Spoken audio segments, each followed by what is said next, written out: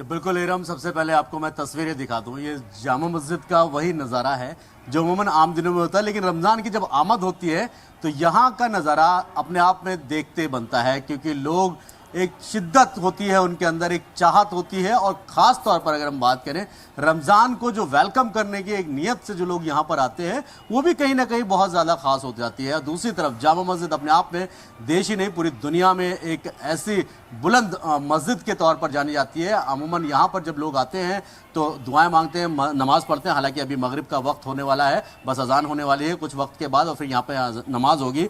और दूसरी तरफ अगर बात करूँ मैं कि चांद को लेकर जिस तरीके से एक सुबह थी, पिछले कहा जा रहा था कि आज शायद सऊदी में रोज़ा होता, लेकिन चांद नहीं दिखा, इसकी वजह से वहाँ पर कल रोज़ा होगा।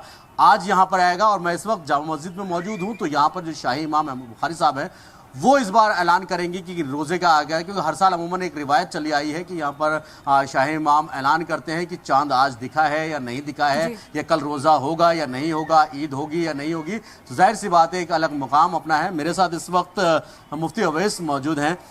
मुफ्ती साहब, सऊदी में कहा है कि चांद नहीं दिखा, इस वजह से वो आज चांद देखेंगे, कल उनका रोज़ा, और हिंदुस्तान में कल चांद दिखेगा, तो वो कह सकते हैं। तो अभी क्या कुछ तस्वीर सामने आ रही है? देखिए, अभी कुछ टाइम बाकी है और इंशाल्लाह नमाज मगरिब के बाद मीटिंग बैठेगी, और रुयत की जो मीटिंग होती है वो तमाम इमारान बैठेंगे। हज़रत शाह इमाम साहब उसकी सदारत फरमाते हैं, रुयत हिलाल कमेटी की मरकज़ी।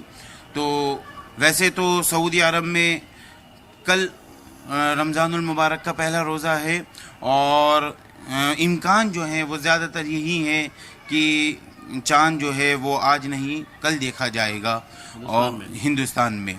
तो अब मगरिब के बाद जब मीटिंग बैठेगी तो उसके अंदर फैसला हो जाएगा, जो भी बात होगी वो आपके सामने आ जाएगी।